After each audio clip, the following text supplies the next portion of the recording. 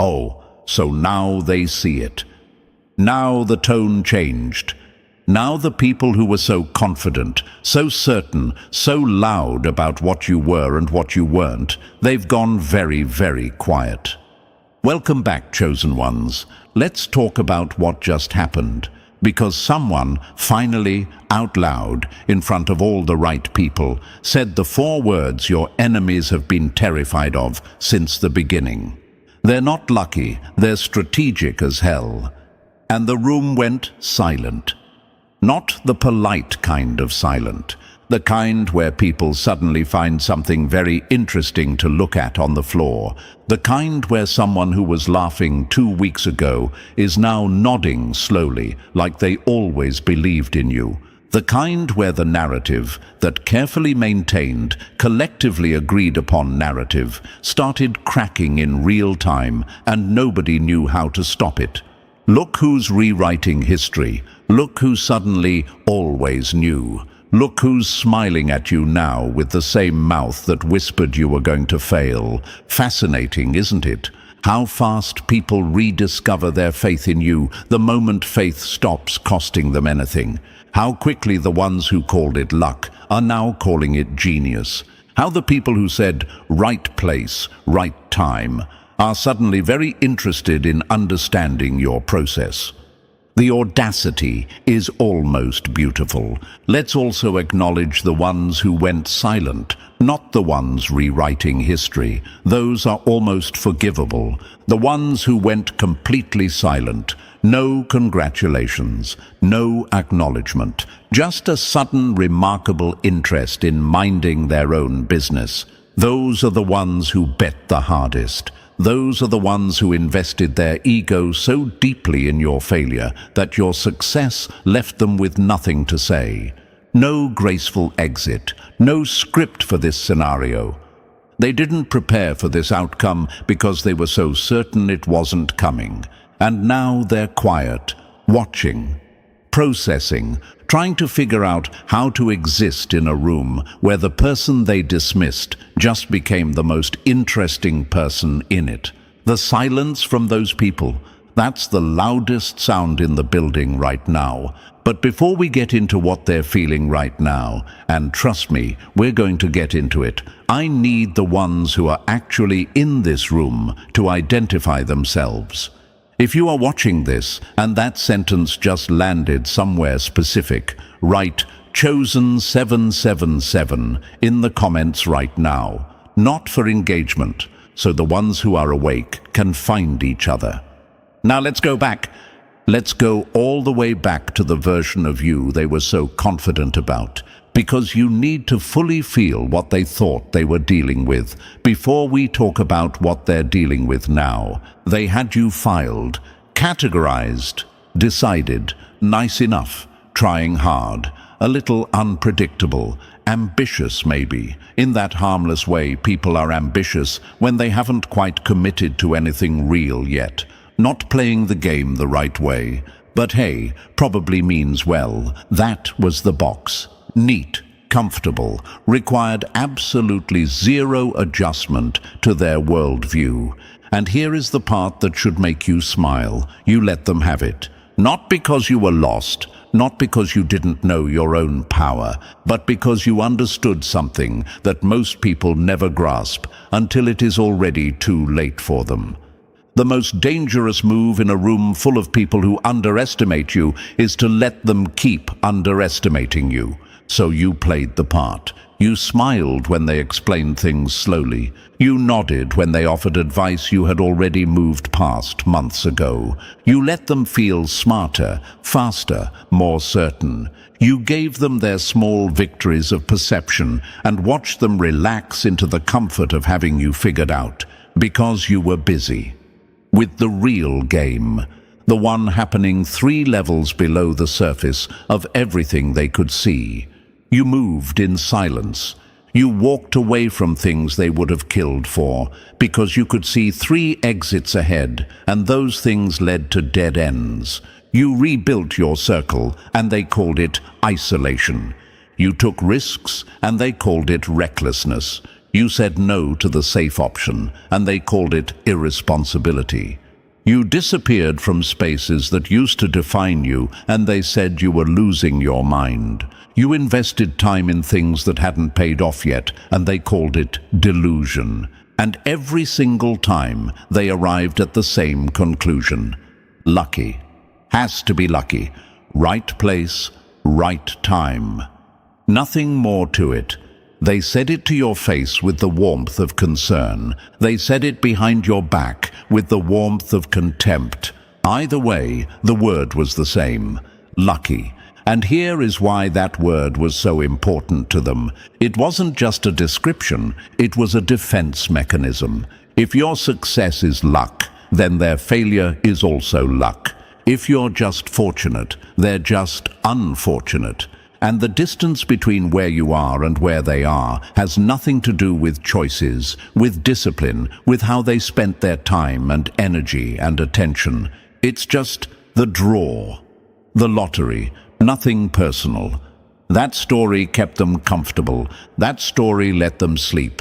That story meant they never had to sit with the weight of their own decisions. So calling it luck wasn't an observation.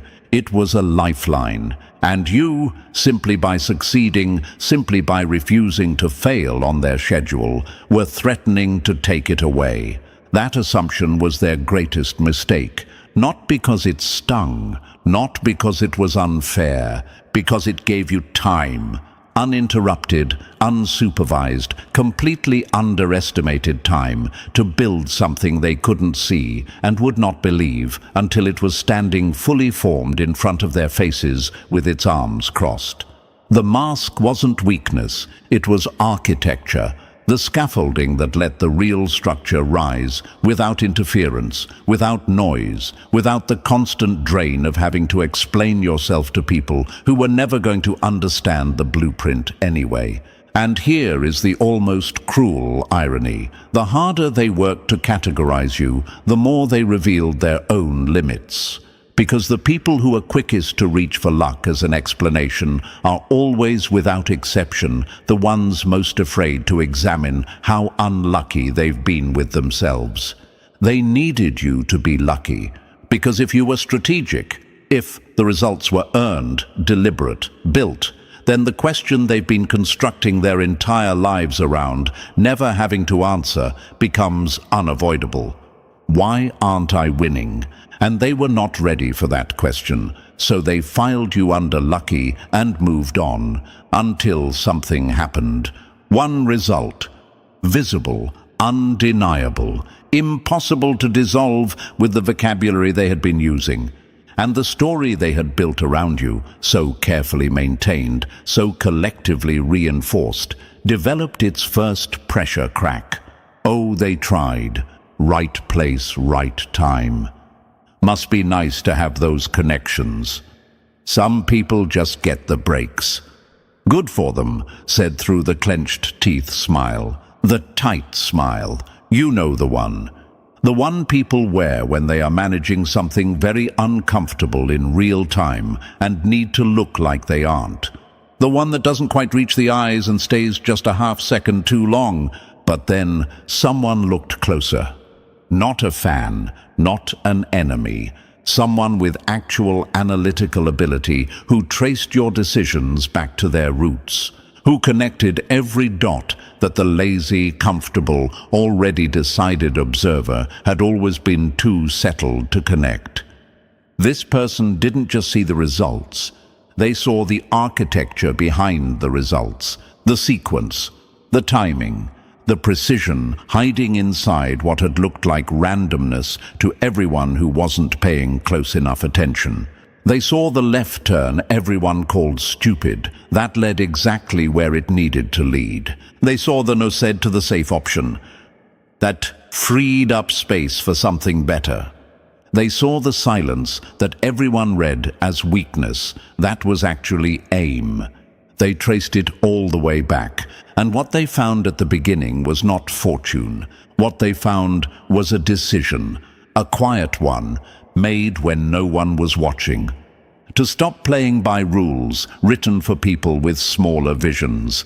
And they said it out loud, in front of everybody. They're not lucky, they're strategic as hell. And the atmospheric pressure in every room that heard those words changed immediately. Now here is where I need you to stay with me, because this is the moment most people would call timing, momentum, perception, and that would be enough, and it is all of those things. But something else was happening underneath all of it, something the universe had already been running on schedule long before anyone said a word out loud. You already know the universe moves. You have felt it, the shifts that arrived before you could name them, the moments where something resolved in a way that logic alone couldn't fully account for. The sense, that deep, persistent, hard-to-explain sense that something much larger was operating behind the surface of events. That feeling is real, and it is not random. What most people don't know, and what took me a long time to actually sit with, is that the universe doesn't just move. It moves on a schedule, a precise, ancient, documented schedule. And the way it communicates that schedule is through the planets. Now stay with me, because this is not about horoscopes, not about your sun sign, not about anything you've seen in a daily app or a vague Instagram caption. This is something thousands of years old, tracked independently across civilizations that had no contact with each other, all arriving at the same conclusion. The universe speaks through planetary movement, and right now, in this exact window of time, the planets are doing something that explains precisely what has been unfolding for the chosen ones. There is a planet called Mercury. You've heard of Mercury retrograde. Everyone talks about it like it's a joke, like it's an excuse for their emails not sending. But Mercury moving forward, aligning with other planets, that is a different conversation entirely. Mercury is the planet of communication, of perception, of the stories we tell about each other and the stories we tell about ourselves. Right now, Mercury is aligning with Neptune, the planet of illusion, of fog, of the comfortable narratives that feel real but are built on nothing solid. When these two planets meet, something specific happens. The fog lifts, not poetically, structurally. The narratives built on false perception stop holding weight, not because you forced it, not because you argued against them, but because the alignment created an environment where false perception literally cannot sustain itself anymore. Don't you think it's interesting that this is happening right now, at exactly this moment in your story? Not 6 months ago when they were still comfortable, not a year from now, right now as the results are undeniable and the word is already out. That is not coincidence. The universe does not do coincidence. It does timing, and the timing is always precise. The luck narrative your enemies were living inside, that fog was always going to dissolve. The universe had it scheduled. They just didn't know they were living inside a clock. And once the universe starts moving, it does not pause. It does not wait for anyone to process the last shift before delivering the next one. It runs its sequence on its own timeline with the indifference of something that has been doing this longer than human beings have been here to observe it. The full moon rose in Virgo.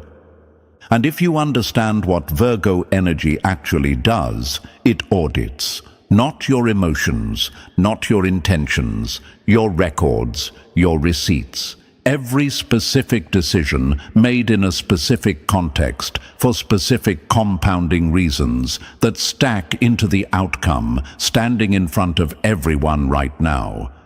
The universe turned a floodlight on the architecture you built in silence, and there was nowhere to hide from it, not for you and not for the people who had spent years confidently looking the wrong direction. So now the enemies aren't just uncomfortable, they're running the audit themselves. rewinding, recalculating, going back through years of moments they filed away as unimportant. And the numbers keep coming out wrong. Not wrong for you, wrong for their narrative.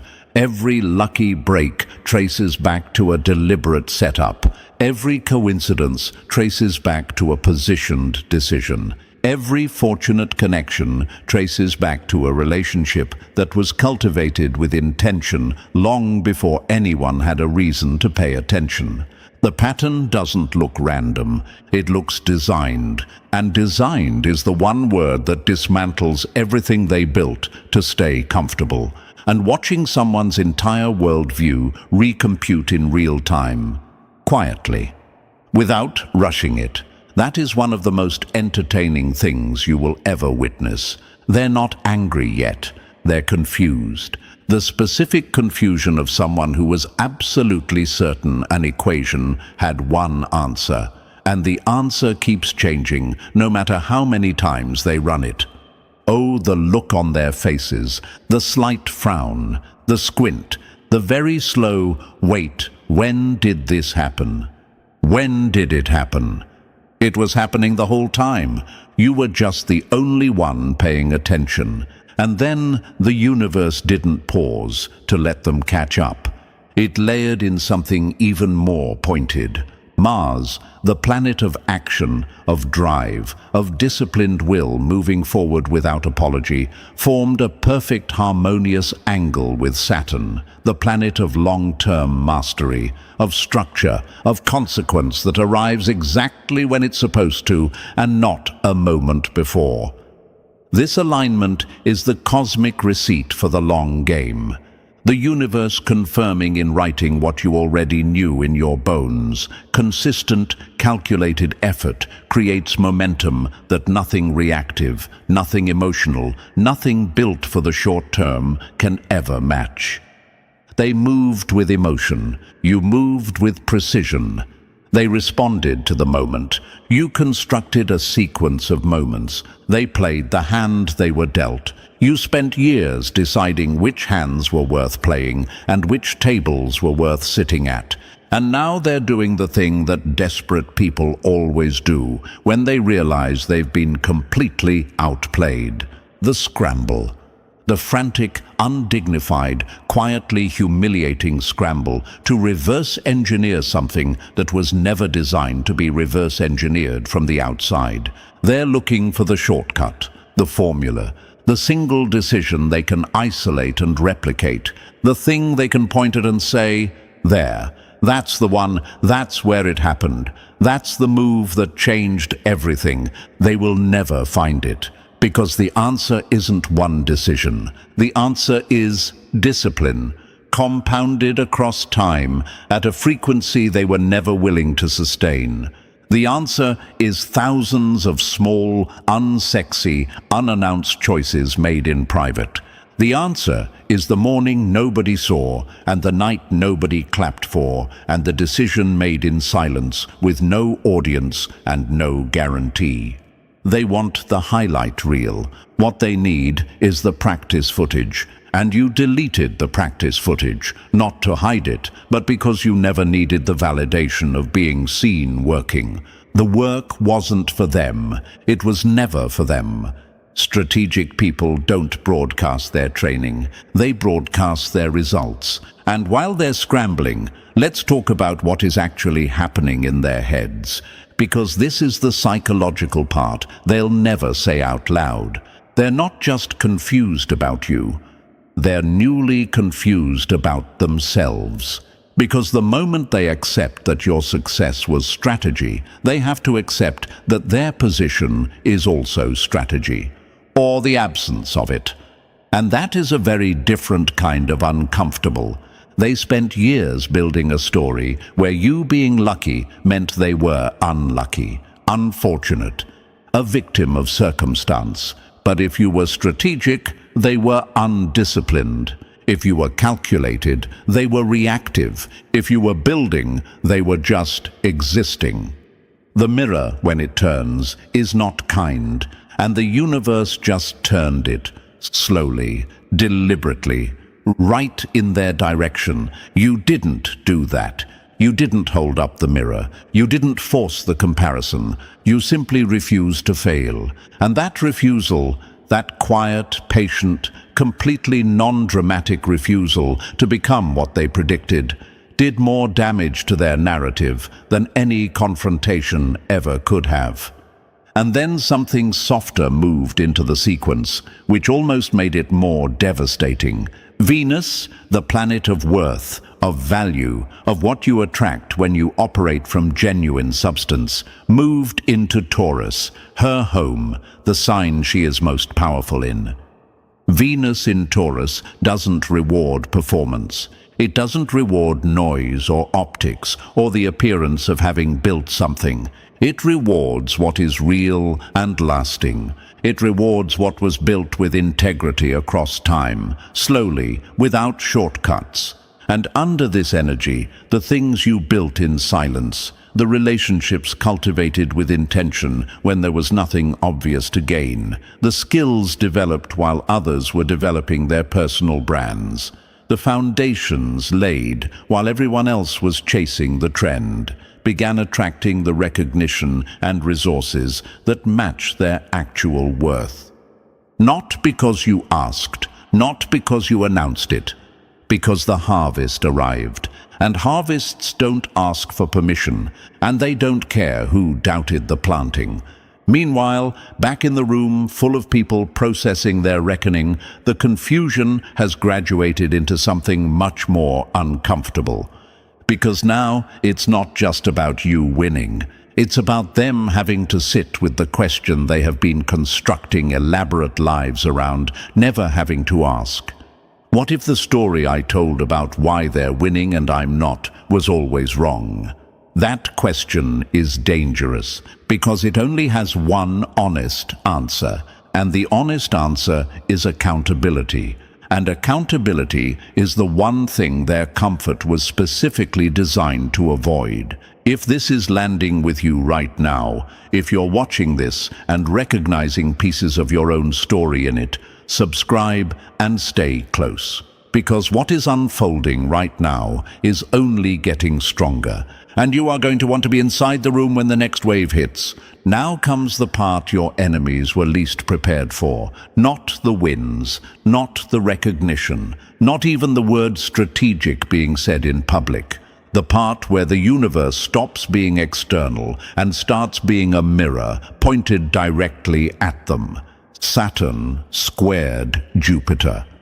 Saturn, discipline, consequence, structure, the keeper of every record you ever thought wasn't being kept, forming a tension angle with Jupiter, the planet of belief, of expansion, of the story you tell yourself about why things are the way they are. In human terms, old belief systems meeting the reality they have been running from. Watch what happens. The enemies try to expand the old narrative. They try to find a Jupiter-sized explanation, a big, warm, belief-affirming story for why your wins are still somehow not evidence of strategy, something external, something they can point at that isn't inside themselves, something that lets them keep the comfortable conclusion intact. Saturn keeps collapsing it. Evidence keeps accumulating, receipts keep arriving, the structure keeps disproving the theory.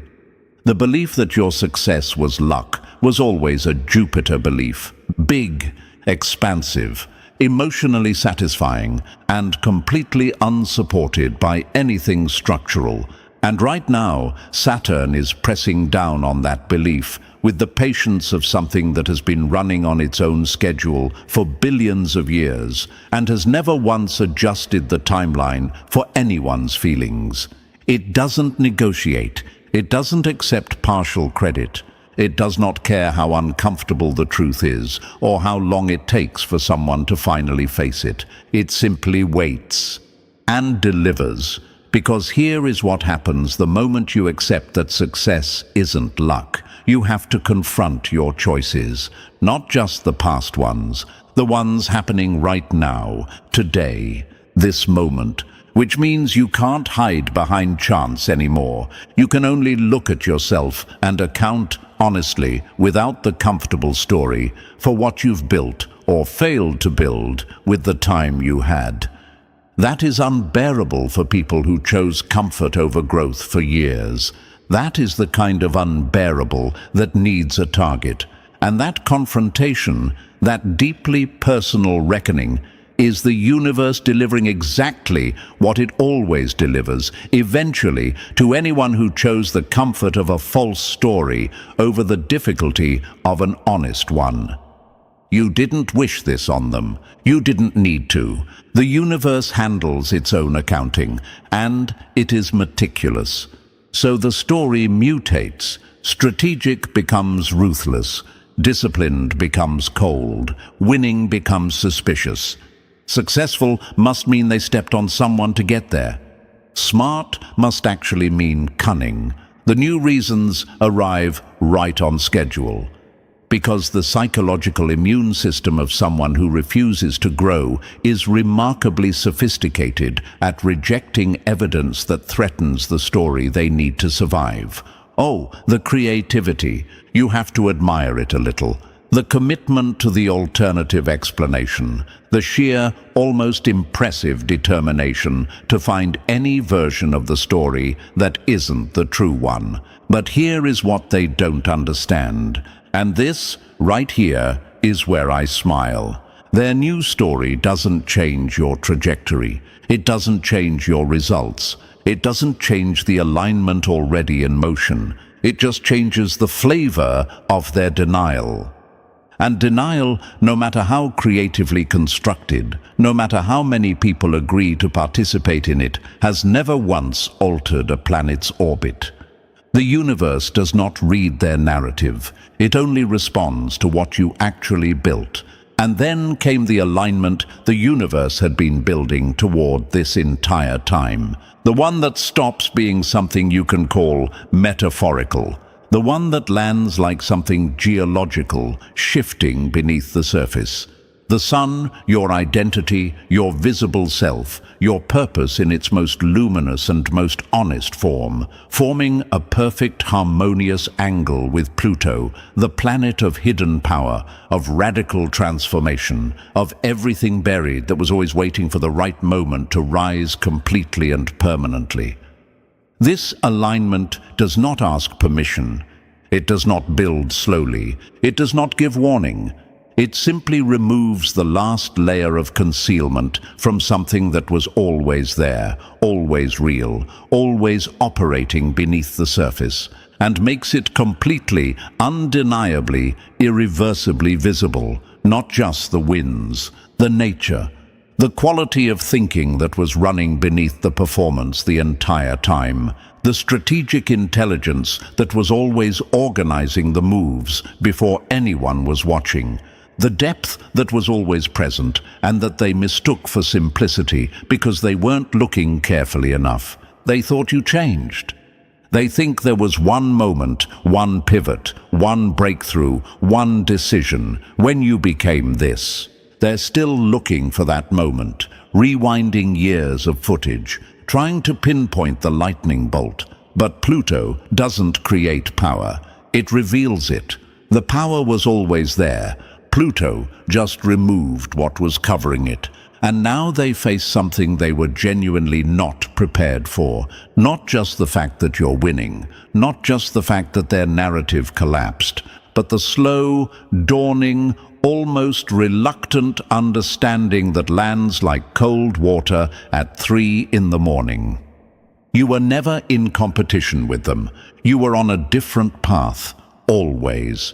One that required a level of vision they didn't develop, a level of discipline they didn't sustain, a level of strategic patience they couldn't access because they were too busy managing their comfort to develop it.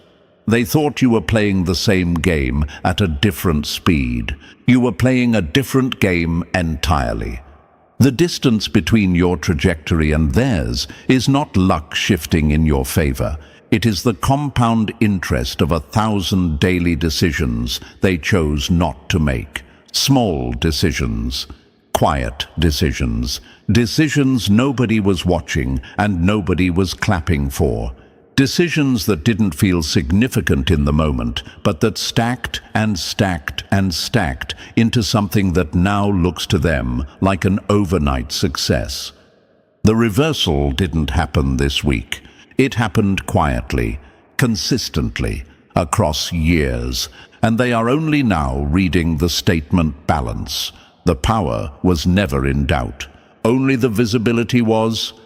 And Pluto, on schedule, removed the last veil, and then the final movement in the sequence, the one that brings everything full circle, the one that is going to sit with you long after this video ends. The North Node, your destiny vector, the direction the universe has been orienting you toward the entire time, meeting Chiron, the archetype of the wound that, once fully absorbed, becomes the source of your deepest and most unshakable power.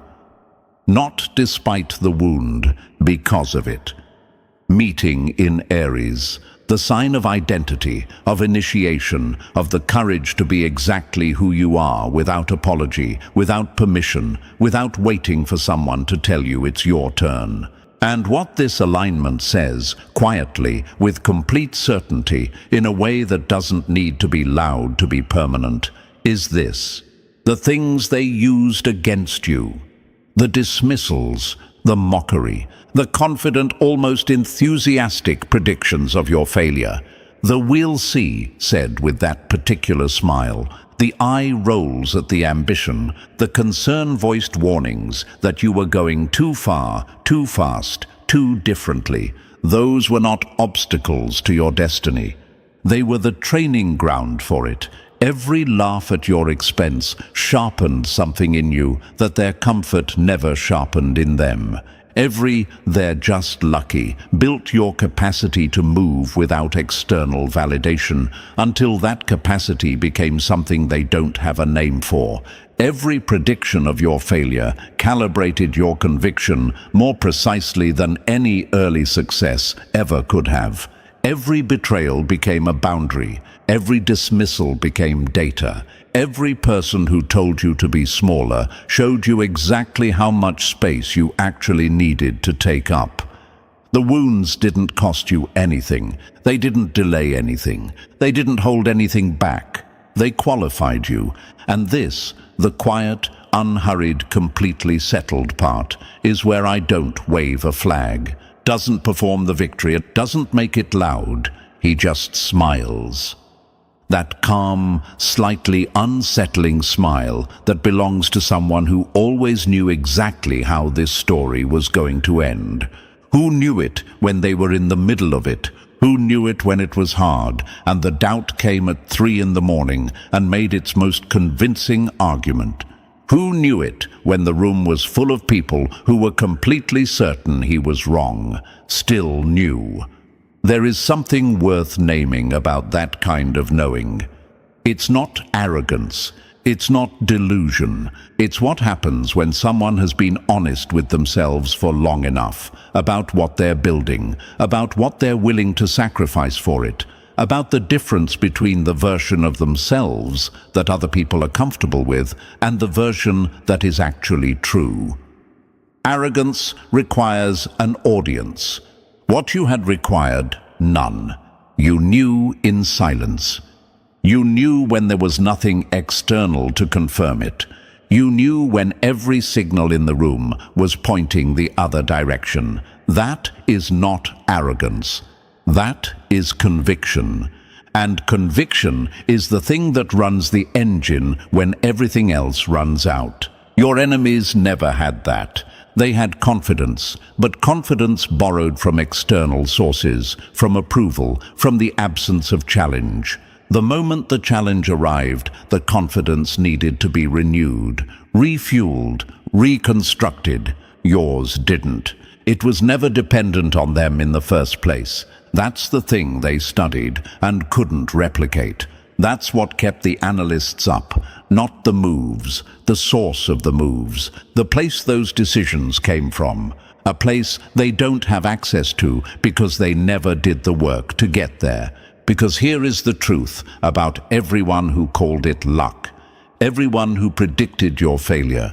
Everyone who said we'll see and meant it as a threat. Everyone who whispered strategic like it was something to be ashamed of, rather than the most accurate description anyone had ever offered. They are only now beginning to understand what you understood years ago. Maybe not in words, maybe not consciously, but somewhere deep, pre-verbal, bone level, in the part of a person that knows things before the mind catches up. You always knew the score. You always knew the game you were actually playing. You always knew the distance between where you were and where you were going was patience and execution, not luck, not chance, not the universe handing you something you didn't earn. They're discovering it now, in real time. With the specific, particular discomfort of people who bet everything on the wrong outcome and are watching the results come in. You already knew. And here is what happens next. Not in the narrative, but in your actual life, in the living, ongoing present tense of what you're building. The shift set in motion this week doesn't stop here. It compounds. The fog lifted. The audit ran. The receipt was delivered. The harvest arrived. The old belief system collapsed under the weight of its own contradictions. The hidden power surfaced completely. The wounds were confirmed as the qualification, not the liability. That is not the end of a cycle. That is the beginning of the next one. And the next one starts with you holding something your enemies don't have. The understanding of how the game actually works, not just strategically. On every level, the ones who are scared right now should be, not because you're a threat to them in the way they understand threats, but because they are finally, inescapably, running out of places to hide from the thing they have been avoiding the longest, themselves. And that confrontation, that particular, deeply personal reckoning, the universe always delivers exactly on schedule. It has never been early, it has never been late. It always arrives precisely when the conditions are right and the evidence is no longer deniable. Meanwhile, you don't need to do anything with their fear.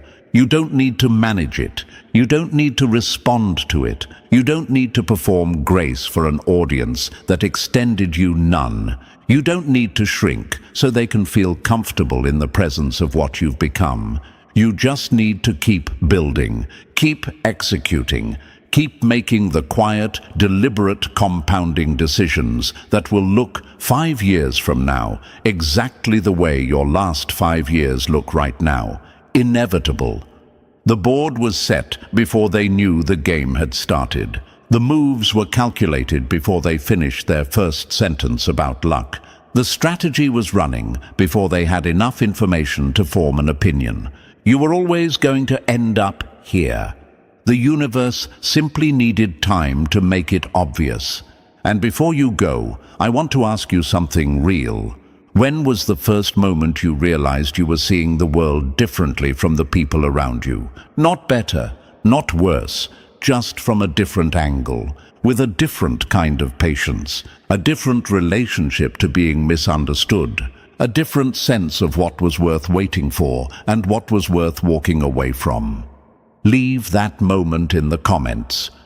Because those quiet, private moments of realization, they are almost always the point where the real story had already started. Before the wins, before the recognition, before the room went silent. The story started the moment you decided to stop fitting into the box they built for you. And if you found your way to this video, yours already has. This is the reckoning, not for you, for them. You just watched it happen.